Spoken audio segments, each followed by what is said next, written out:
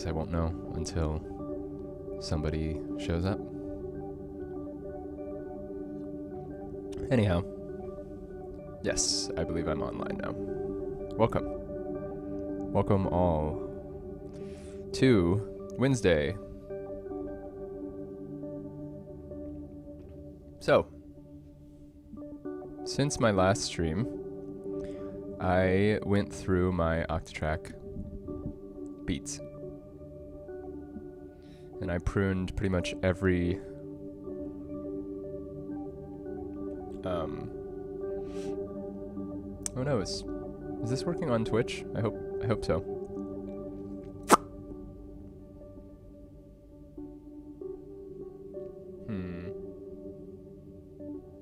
Okay, I'm just gonna operate as though it is, because yeah, anyway. Yeah, so yesterday I basically spent a good must have been like 2 hours going through my beats, as I had kind of mentioned I might. And I'm just going to go over what I did real quick so you have an idea. I had all these loops that I like using, but there were certain ones that I didn't like using quite as much. So I threw everything into Ableton and I sorted it all based on the style that I thought it might fit. And I ended up with about 8 categories, looks like. 1, 2, 3, 4, 5, 6, 7, 8, yeah. So this is my new folder. It's copies of those other files, which are still in their original folders, because I didn't want to fuck up any, projects that might be connected that way. And these are the components, different rhythmic loops. And I guess I'll just kind of play them so you can hear them.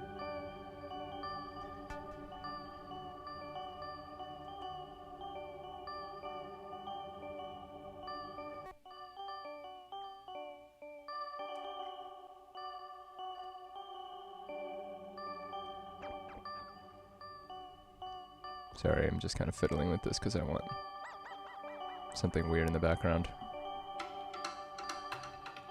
Cool, so I'm gonna go from 1, and essentially these are each one of these folders.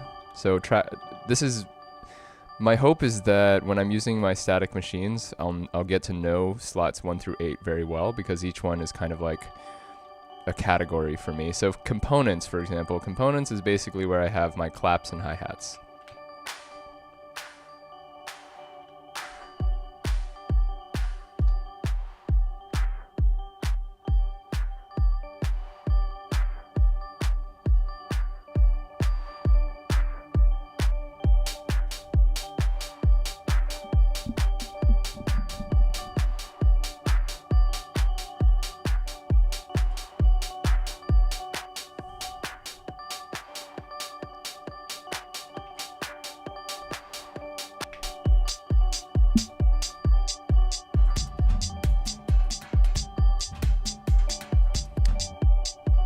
I might just take out this for now.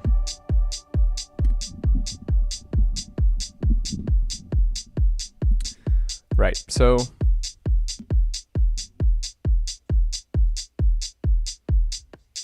this is hi-hats. It's kind of the least interesting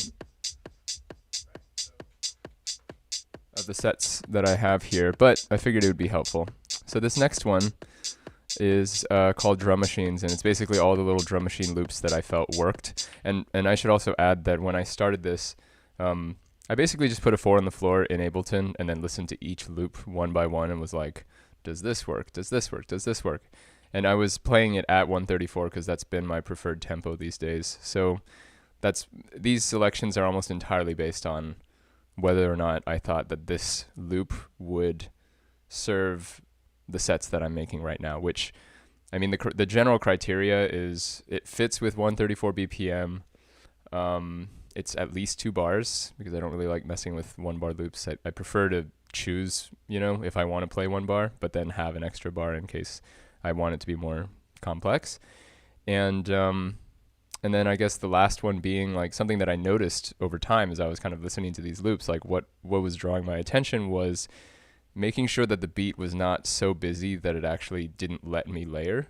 So that was actually one of the more complicated rules I came up with as I was previewing these loops. And I'm still not sure if I actually like tackled that properly, but I think the process of doing this was extremely educational because it kind of forced me to confront like what is it that I actually want in the set, instead of kind of just having this whole folder of like random sounds that I then problem solve, which is interesting in its own way, but I kind of approached this in a much more intentional way. So hopefully any of these loops that I've selected are already pre-selected in a way that they're pretty unintrusive. Like there's something that you could listen to a bunch without getting bored, hopefully. So like I ended up taking out a lot of the breaks because break beats kind of get, they're good for like a particular moment and they're good for a particular genre of electronic music. But if that's not what I'm making all the time, then it gets to be tricky to, introduce that.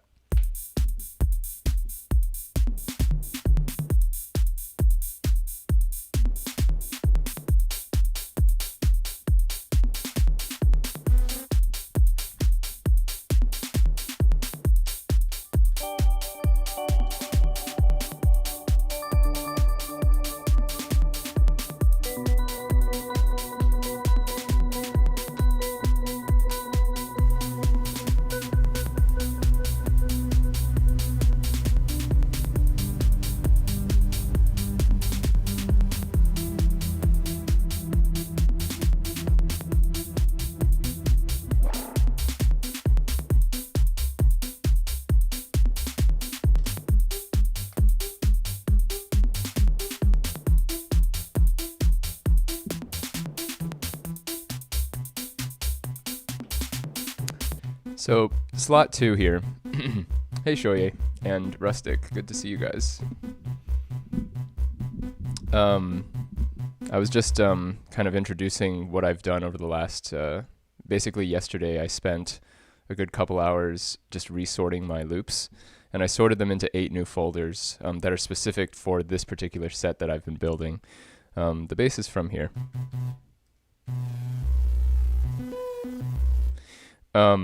But yeah, so I basically set up all these folders specifically for track 3 because track 3 is where I introduce kind of like pre-made loops. And I sorted them into 8 different folders, regardless of what folder they're in. Like I mentioned before, the point is for them to be loops that I could jam to. So they're not too complicated, but they're something interesting to build on. And so then I assigned each folder to one of these slots, and whenever I want to draw from a different folder, I think I have to get used to where these are. But for example, this one is under drum machines, so if I want drum machines, I go to slot 2, and I can hold function and hit right and left to select new samples without having to go into the folder itself.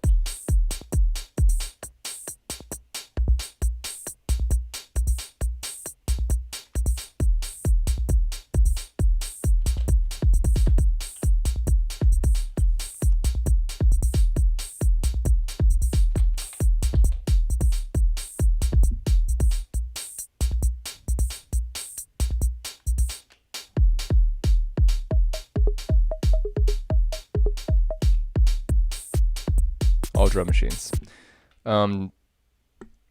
3, slot 3 is called found sound because it's all the kind of weirder found sound, sound designy kind of stuff, and I believe this is almost entirely from this one sample pack.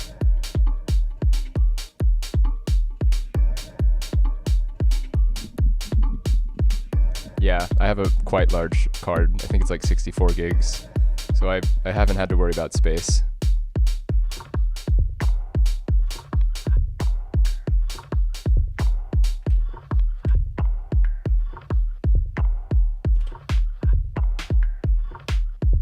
Right, so you can, with the found sound, I like it because it's a little more experimental.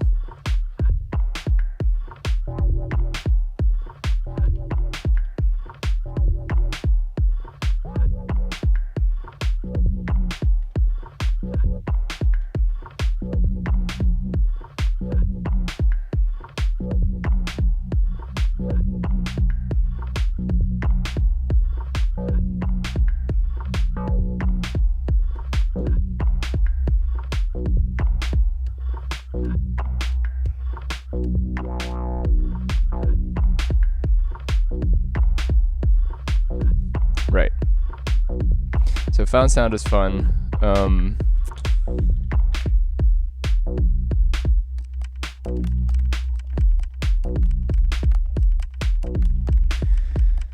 Slot 4 is a folder called Koze. And it's actually just all, if you guys are familiar with DJ Koze, I kind of named some of these folders after the DJs that I look up to in terms of their sound, or something I associate with them. So like DJ Koze, I think, uses a lot of like percussive sample elements, and so I thought of him when I made these percussion loops. I didn't make the percussion loops, by the way. I just warped them and put them together and collected them into this folder that I call Koze.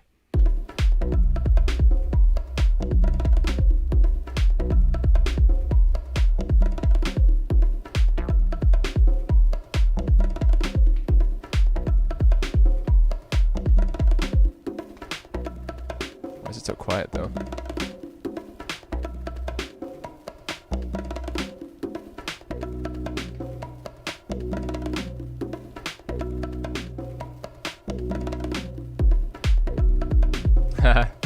Yeah, the Fader Fox is pretty great, I gotta say. At least the way that I've been using it, it's been really fun.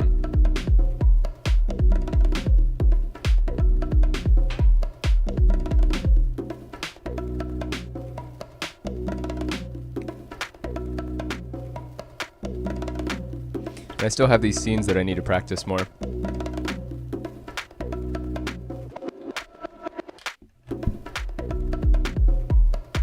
Almost.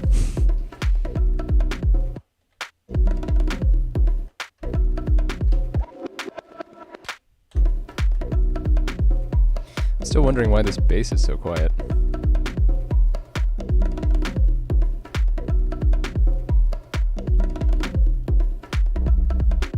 I'll just use that one.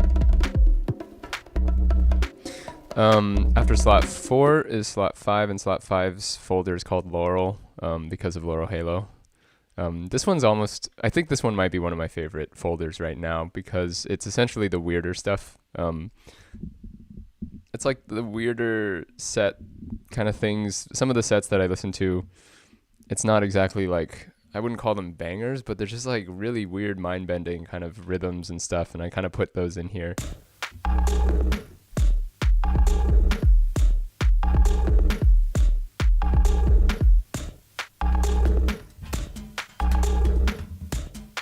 think I'm gonna have a lot of fun with this folder.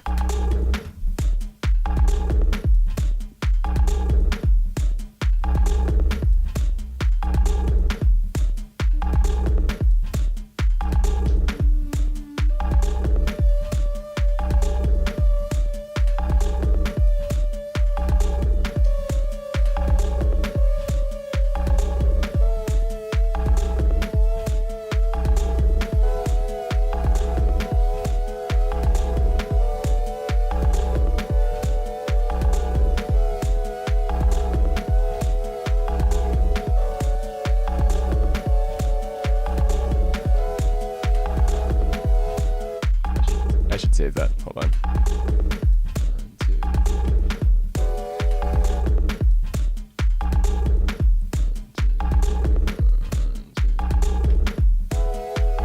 Shit, I keep forgetting what it was. Oops.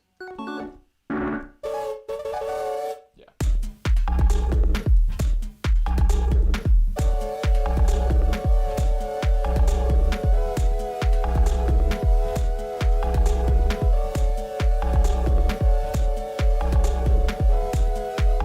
Hold on, there was a chord progression that I actually wanted that was different from that.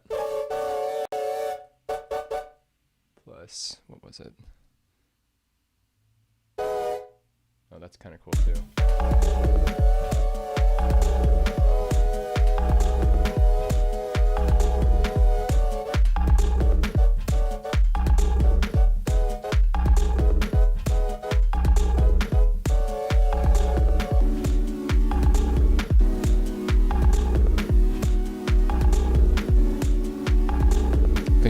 I think I want this one now. 2, 3, 4, 4.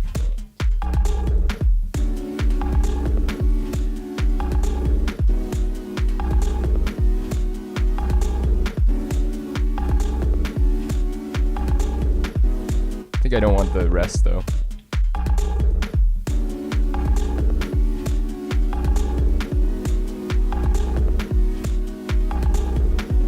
Hey, LaFembear. Welcome.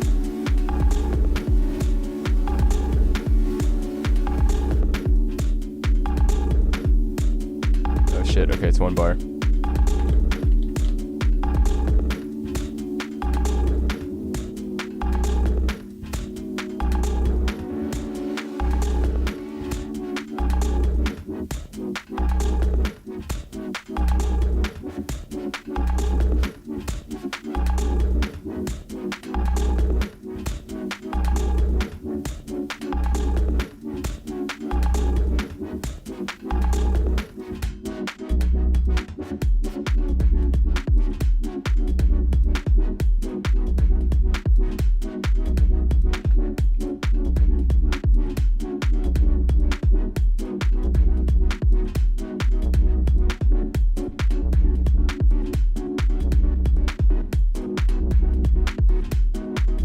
Doesn't really map the exact movement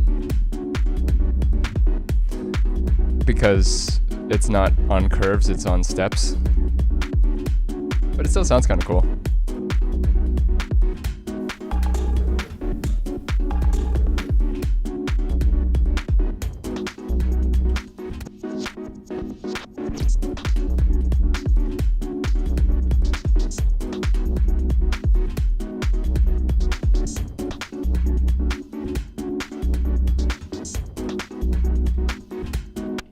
Oops.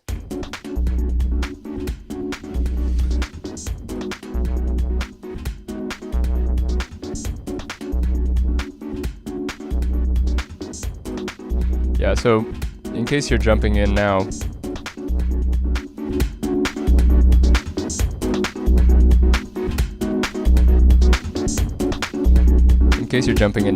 I'm previewing some beats that I organized recently for the Octatrack set that I'm putting together here. Each of these folders is organized by a particular style that I'm associating with different artists or just like sounds that come to mind. So this one's based on like some of Laurel Halo's sets that I've heard that I really enjoy, that are just kind of wacky and still manage to work in a cool way. So I've been playing with some of these, like this, I was just mentioning this is one of my favorite folders so far.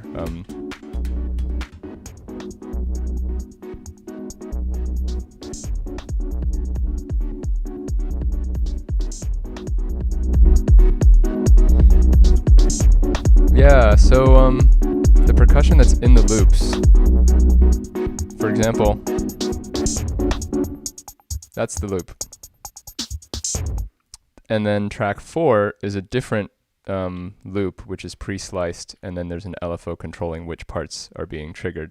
You can see which ones are being triggered here on this interface. And then this one's my clap. So one by one. That's track 4.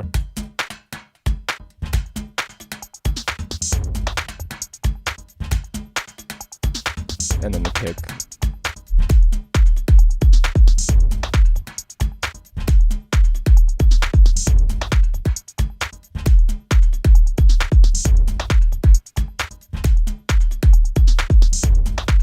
And then there's just like, it's really fun to hear some of these synergies. Like there's this low rumble that I'm hearing on the second half that really contributes to bringing in the kick.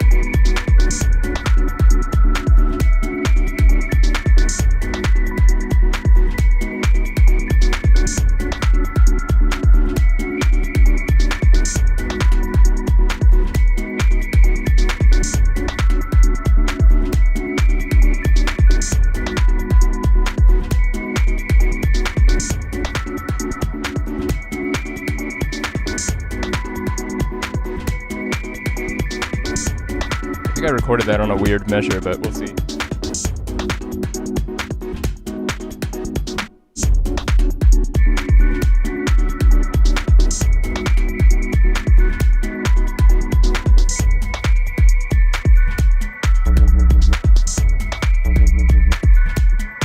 That's perfect. I'm very excited about the possibility of sounding like people who produce their beats in a studio.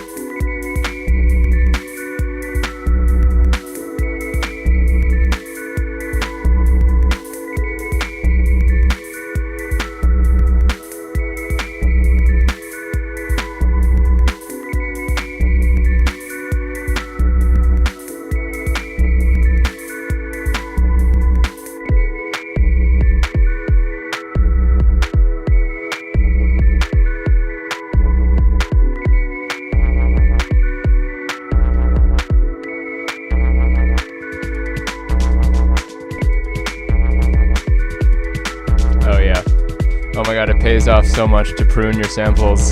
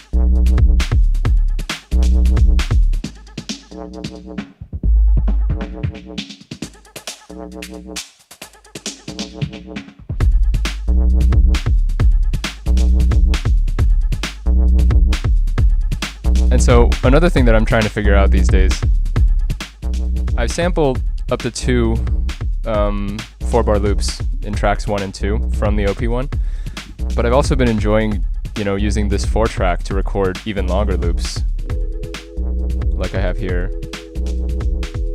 It's kind of fun because I can also add effects to it.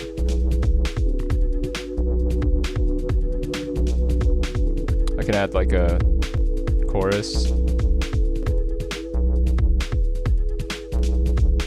Right? And then I can manipulate it like using trigs.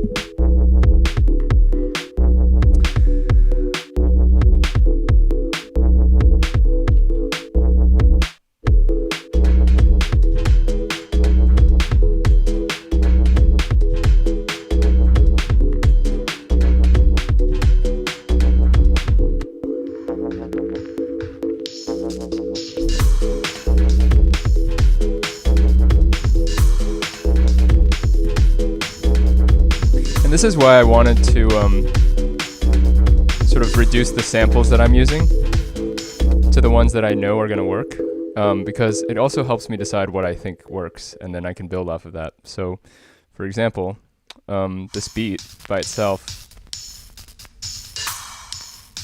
I was on the fence about it because it felt like a bit of a halftime thing. But then once you add some other elements to it, but what's cool is that it requires additional input. It's not like you listen to it and then you're like so mesmerized by the beat that you forget to do other things. And I'm saying you and I mean me. But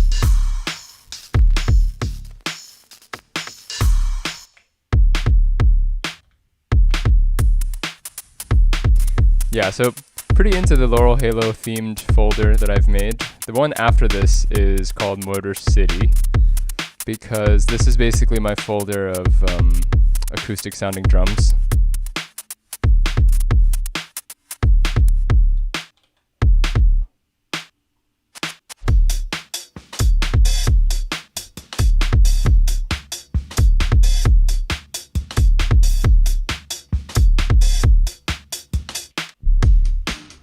Oh yeah, OP1, amazing. As long as you add some reverb to it.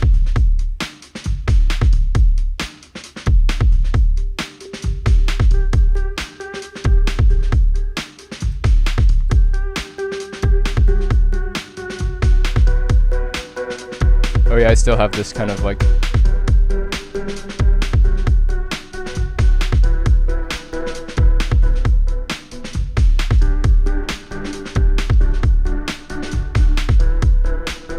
yeah, so I'm using the Oscar track to gate the input.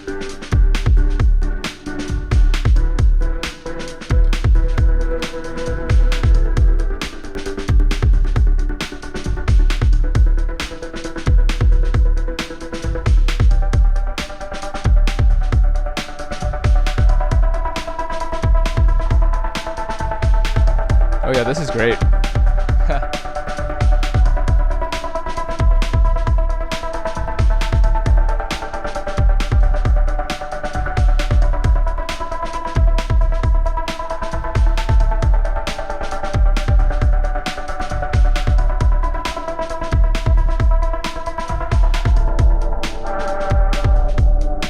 Oh, I forgot that the gated part is not recorded directly from the OP1. So this is why I have my source 3 set to Q, because then I can record from the Q track.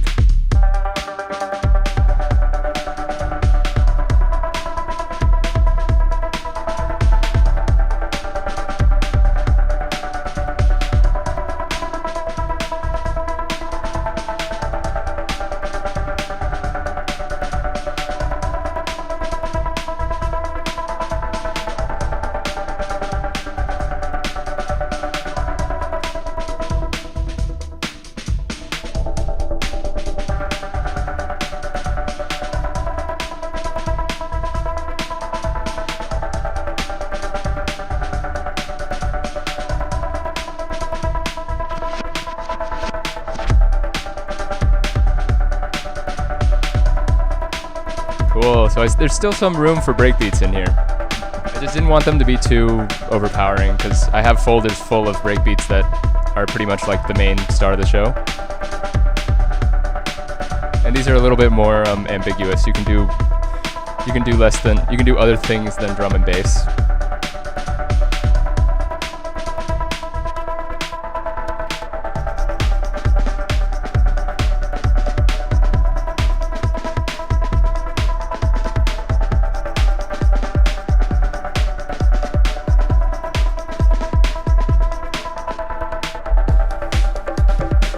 Like this one, for example.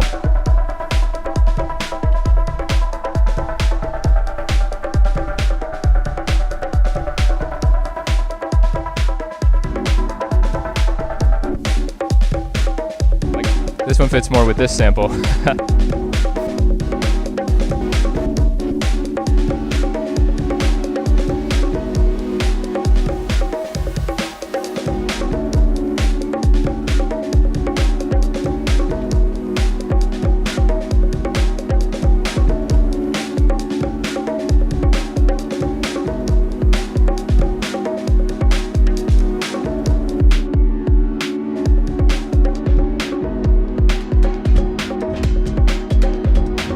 like very much in love with this sample here. What is this? Yeah, just the slices that are coming out are sounding really great.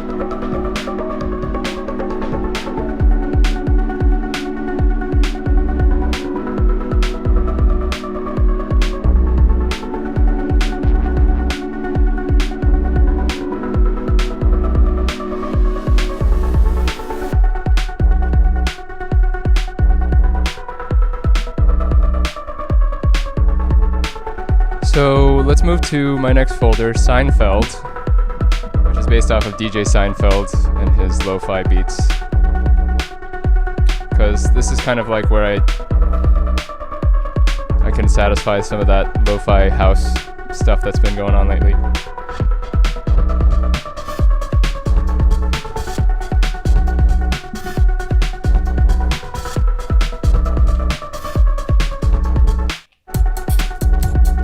I'm also learning to switch beats that way. Just kind of mute everything but the snare.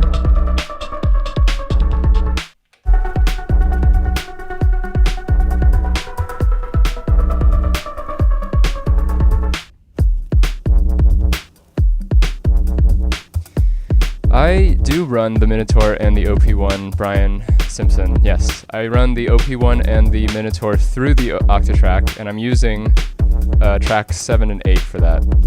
My Fader Fox only has 6 rows of knobs, so I like to put the OP1 and the bass on those 2 tracks because I can control their volume on the instruments themselves. I also like to be able to mute them if I don't want to hear them, so yeah, that's why I do it this way. I also like to be able to add effects, like for example if I'm gating this.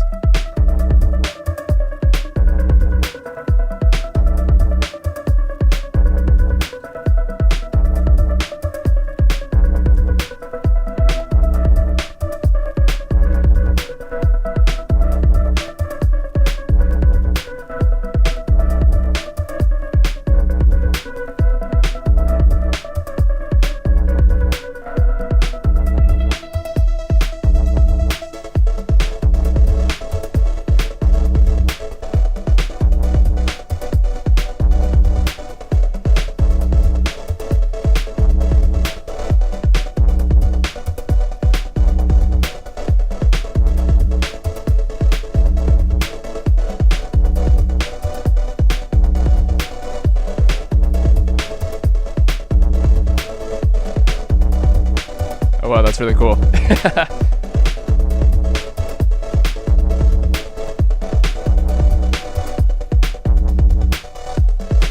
Why is it sounding so grainy? I guess it's kind of cool, right?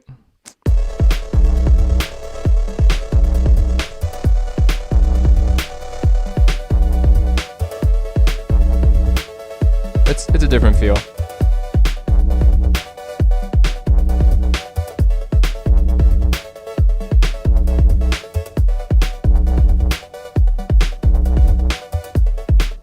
Wish I had a third arm.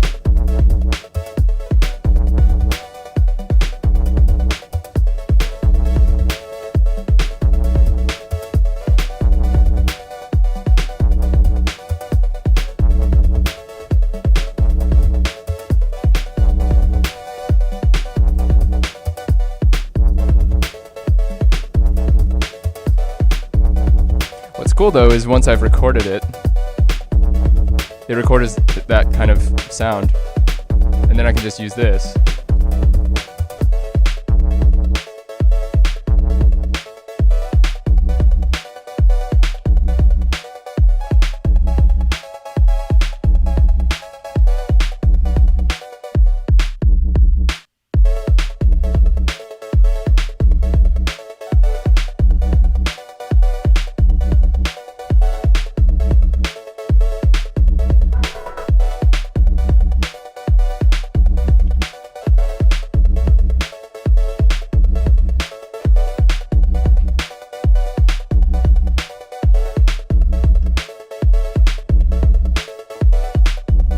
Hold on.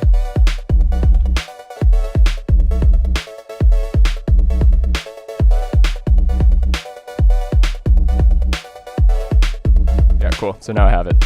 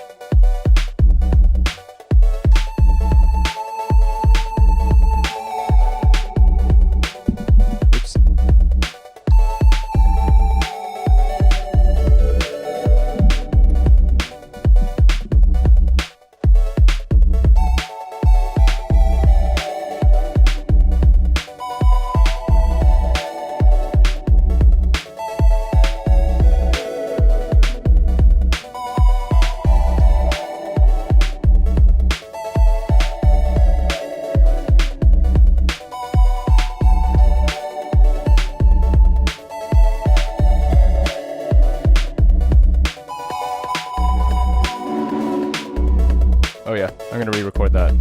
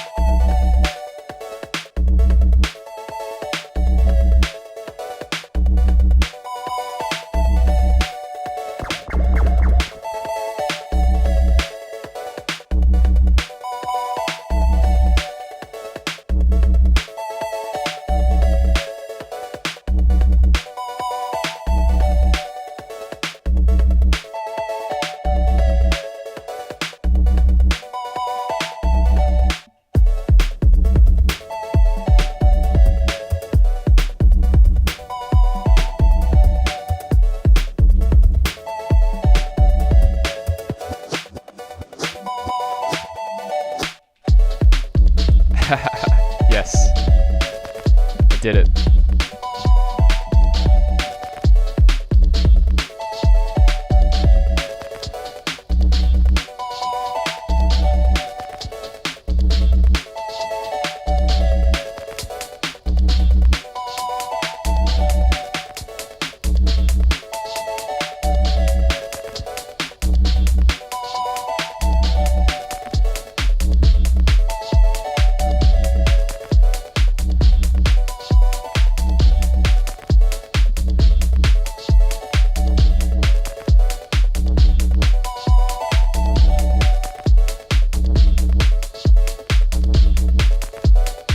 This isn't even introducing, you know, the parts where I can slow this down, but it's a matter of getting kind of habitually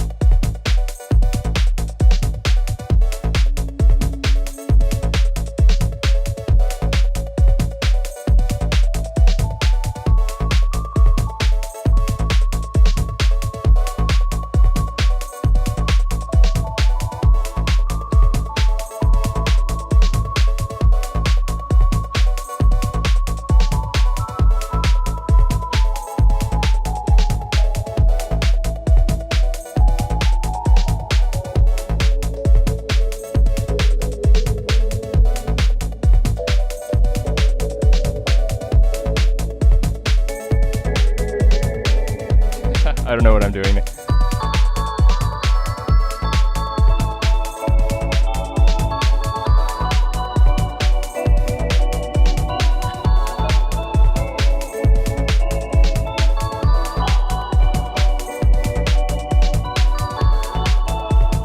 It's like water park commercial. Okay. Next folder is called. Oh wait, no, this one already. Oh no, are they both in Seinfeld here? I think I might have accidentally moved something. Laurel, Motor City. Right, this one's supposed to be Motor City, and this is where things can get confusing because if I naturally, switch to a different folder, then everything kind of fucks up a little bit. So. And they're not really mutually exclusive either because, they're all, based on stuff that I like, and the stuff that I've been listening to lately is, there's a continuum. So they're all kind of somewhat related in some kind of aesthetic sense that I can't really describe. But what's nice is I don't have to describe it. I can just pick things, and then over time, it'll be defined by the choices I make instead of words, which is usually a lot better. This folder is probably one of my favorites as well. It's just from a set of taiko samples, like Japanese percussion. And there's some really cool sounds in here, and I noticed that they work really well with this tempo as well. So I ended up warping them in Ableton because Ableton's obviously much better at warping than the Octatrack. I mean, musically, the things that I got to just now are probably not where I would go with this percussion. So let's just bring things out a little bit.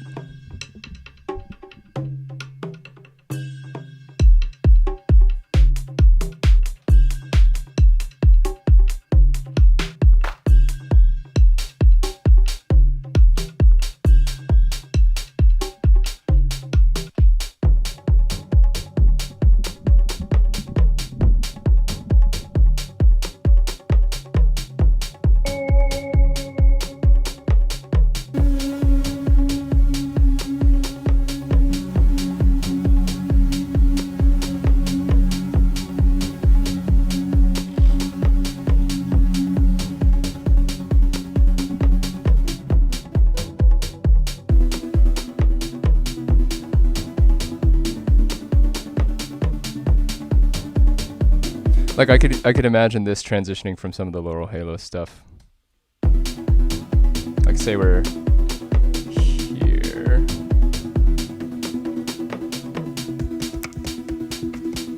Oh wait, that's not it. Hold on, it's this one.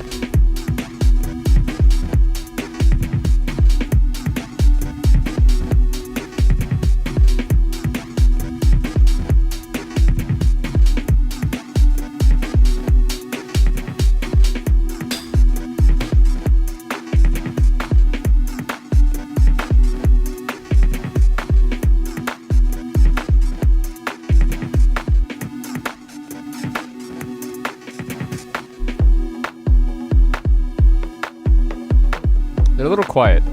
I think I might have to fix that, because I have to boost them quite a bit.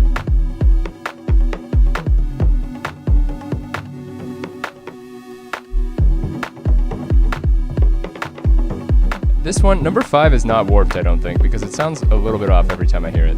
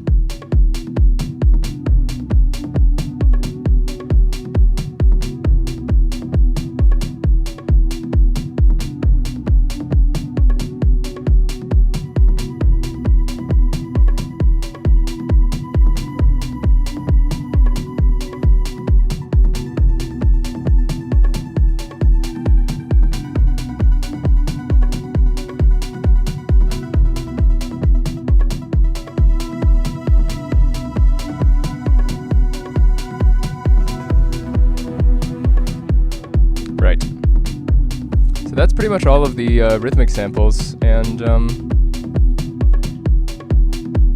I think that'll probably end up being the big sort of takeaway that I've had this week, is to finally bite the bullet and pick only the samples that I want to mess with, instead of using this master folder. And like, if I'm improvising sets, that's such an invaluable tool. The next step is to make sure all of them are the same level.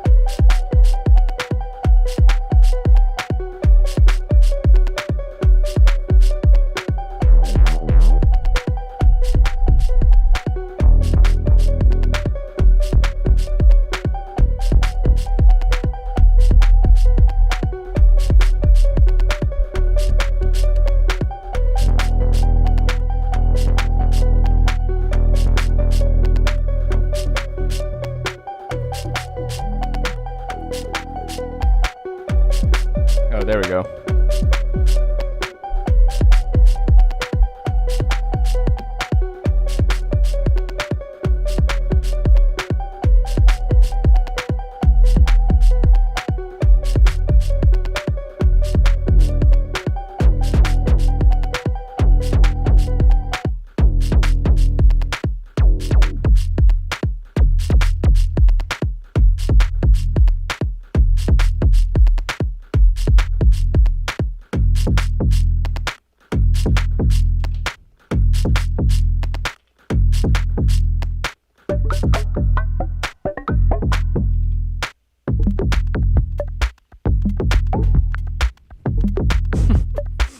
It's a weird sample, but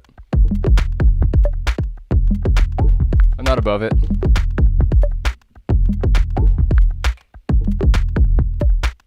Yeah, just gotta find the right groove.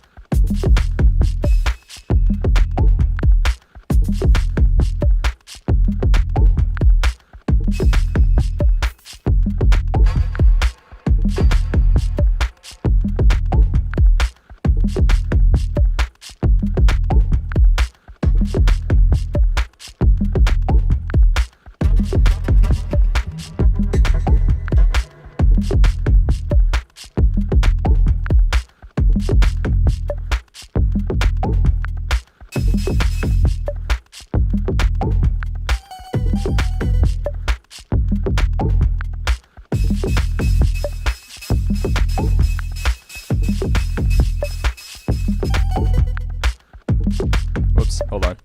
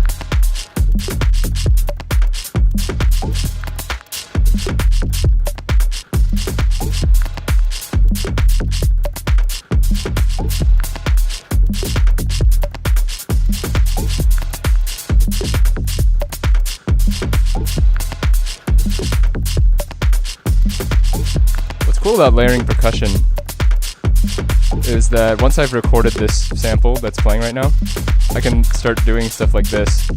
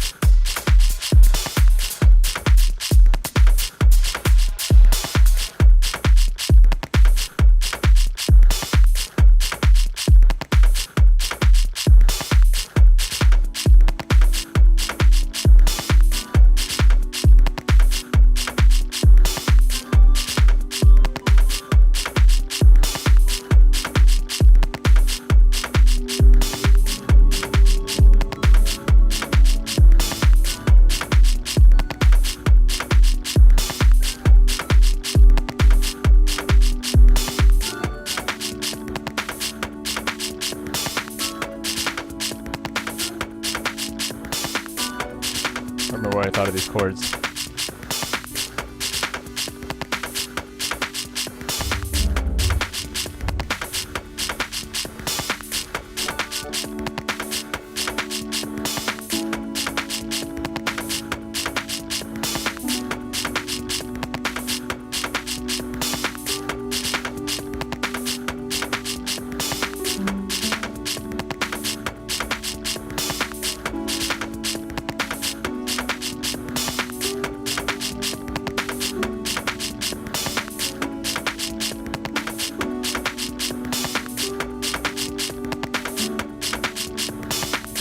Okay, hold on, I'm gonna record that real quick.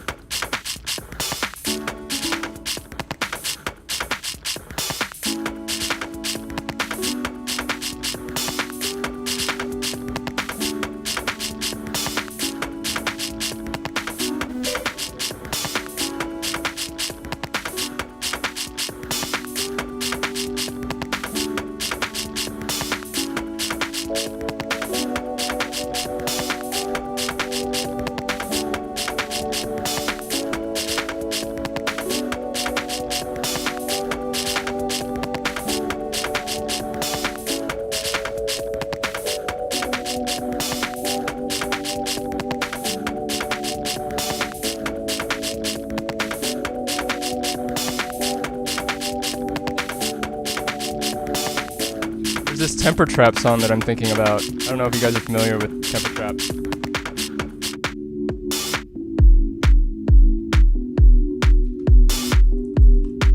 What is it called? I've been stranded for the bending on this one. I'll take myself into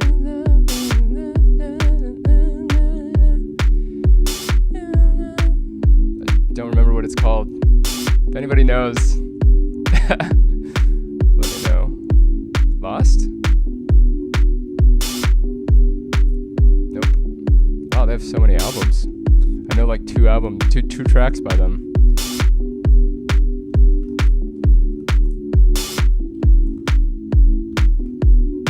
Let's move this to a more disco place.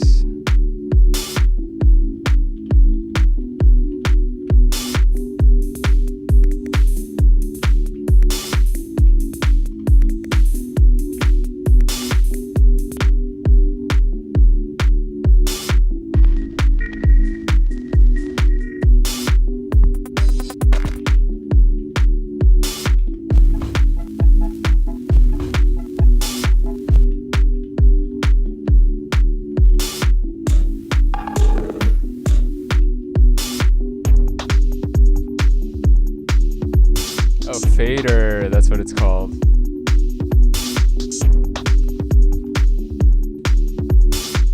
I need to set up my mic with my reverb so that I can get that in here as well. In transit, floating stranded on this boat, and I pledge myself allegiance.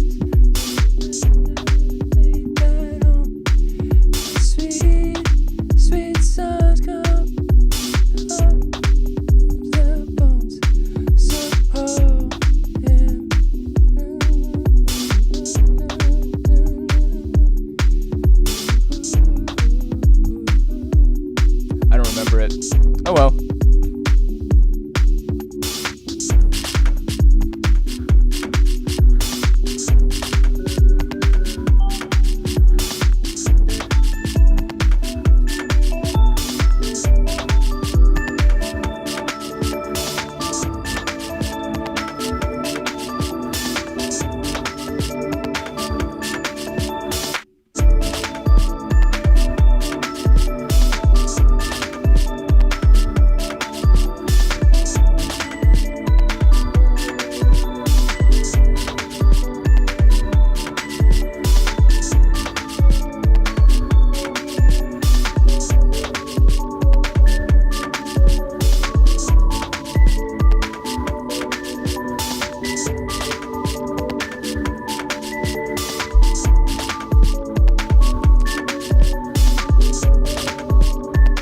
I also have this dream that one day I will be able to synthesize doing improvised live sets with performing songs using the ongoing chord progressions that I'm coming up with. But that's, you know, a little far in the future.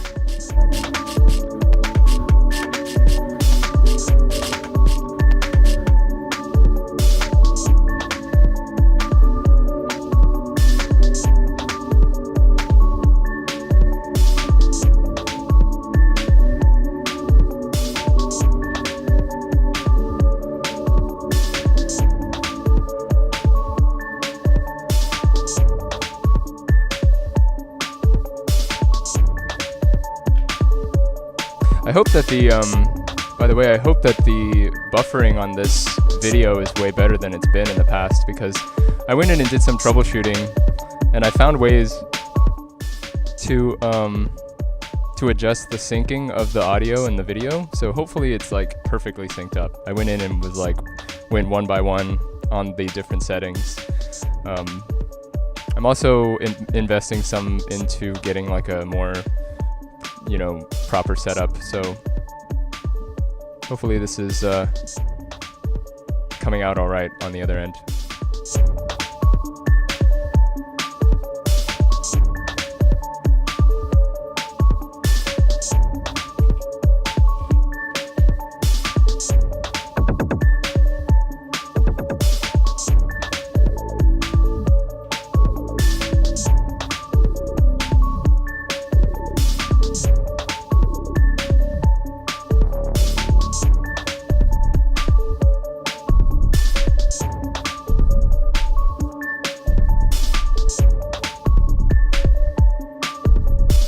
Honestly, I think I should just record this.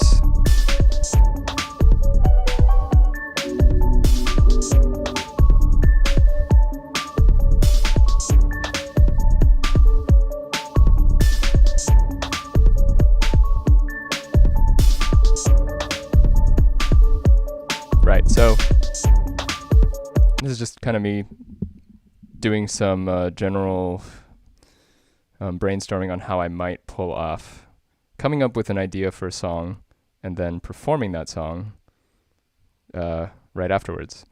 So here we have two loops. This is obviously the main chords of the song, and you would put them together in the choruses. And I could also play the bass here.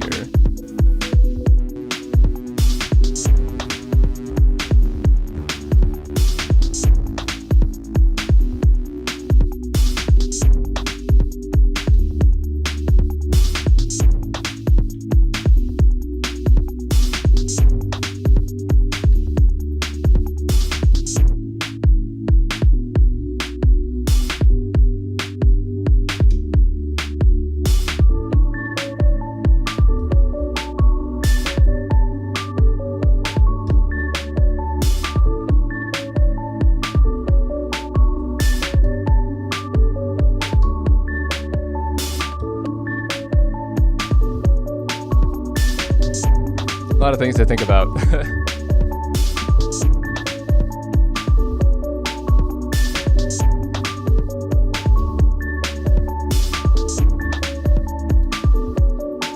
I'm trying to think of certain songs that I might have that might work with that chord progression. Remember? Yeah, why don't we try this one? You could pretend this was everything we wanted and more. We knew it then.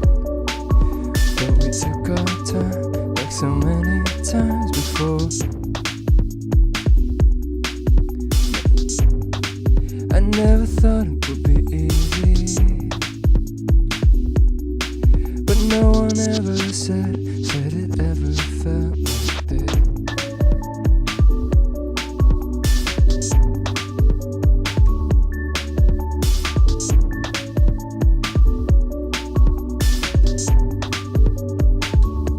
And if you had the time, would you come and make it mine for a lifetime? Oh, it actually sounds really nice with some reverb on it. And if you had time, would you come and make it mine for a lifetime?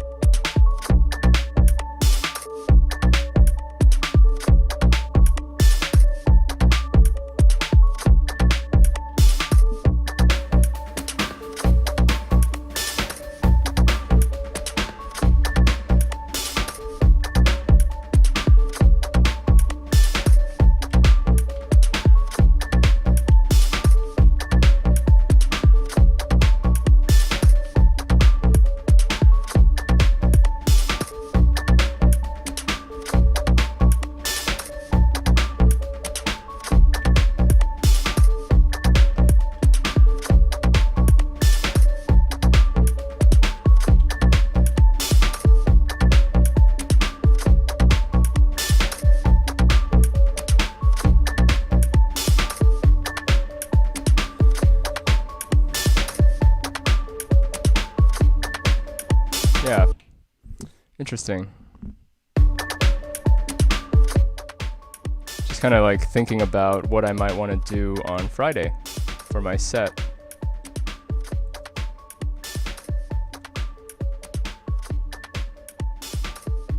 I think it would make sense to figure out which one of these kits to start with, possibly my taiko set.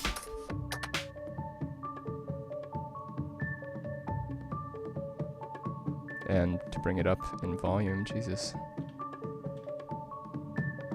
Maybe I should just, maybe.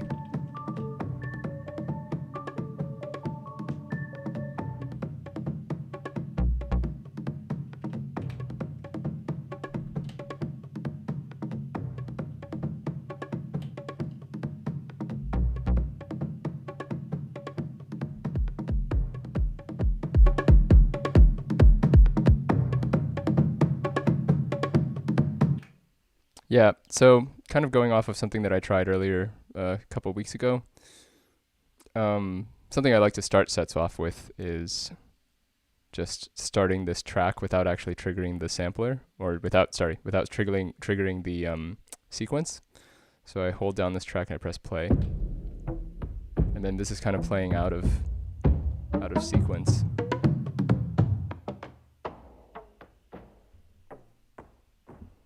And then I can kind of do something a little bit more freeform.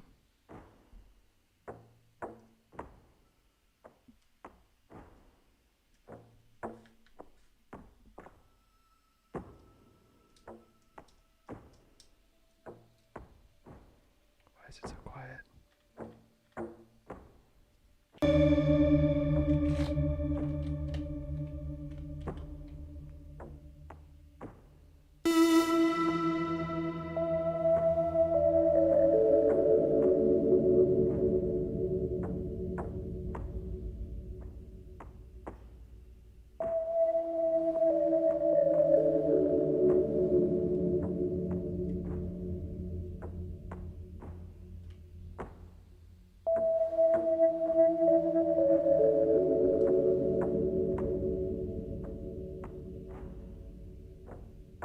And then something I like to do as well is to set this to 21, because it ends up doing some kind of weird triplet thing with that speed.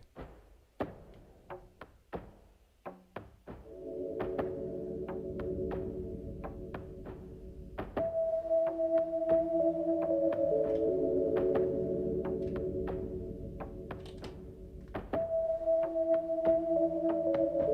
think it's 24 maybe?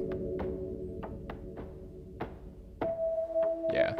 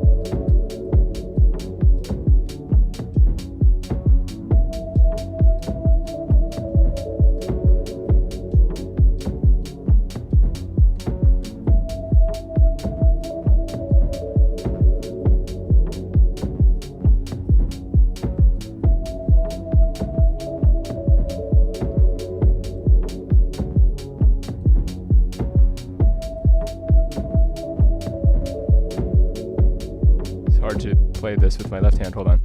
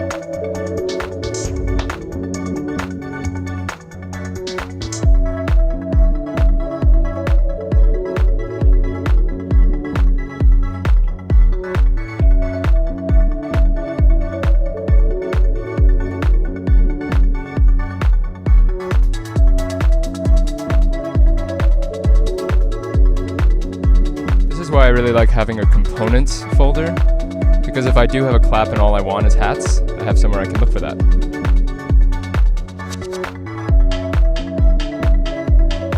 And these are really great too.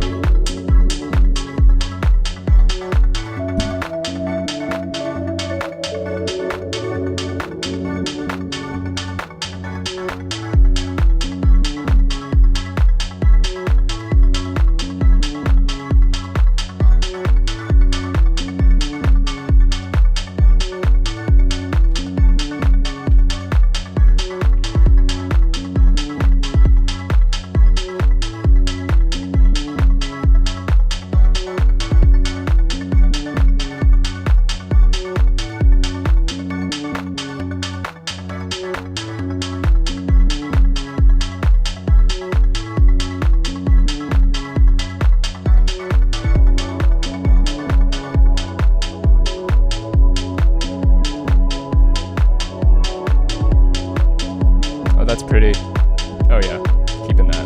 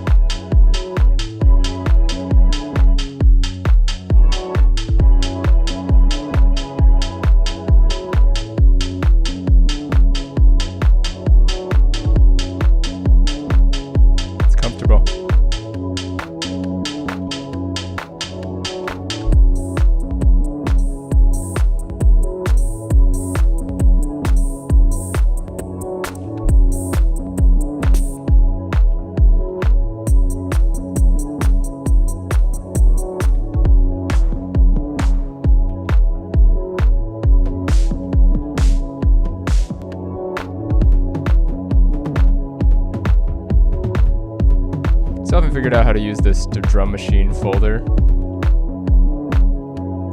I might not for a while.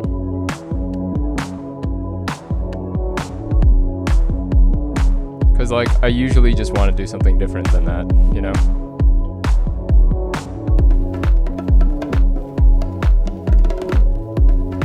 Like, this is way more interesting.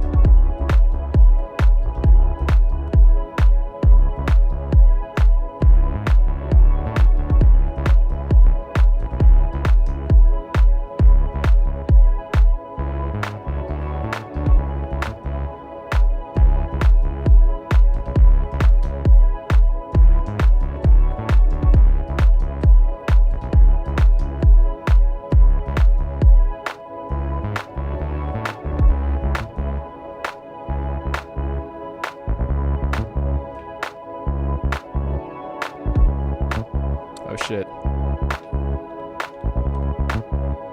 Right.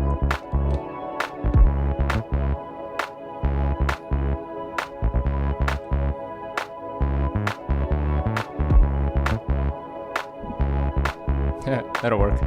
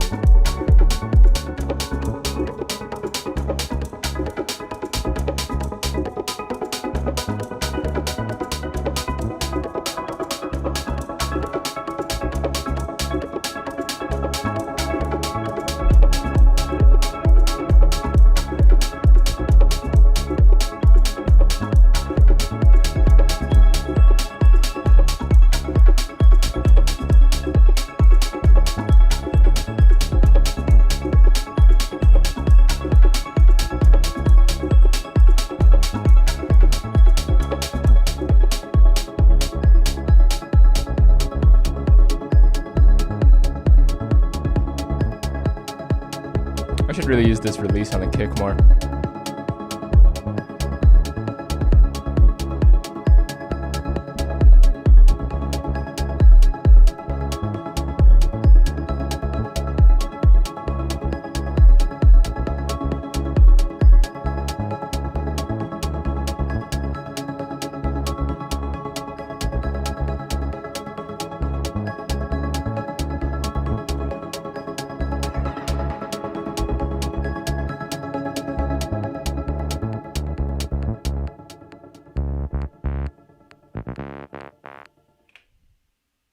I think that's everything for today.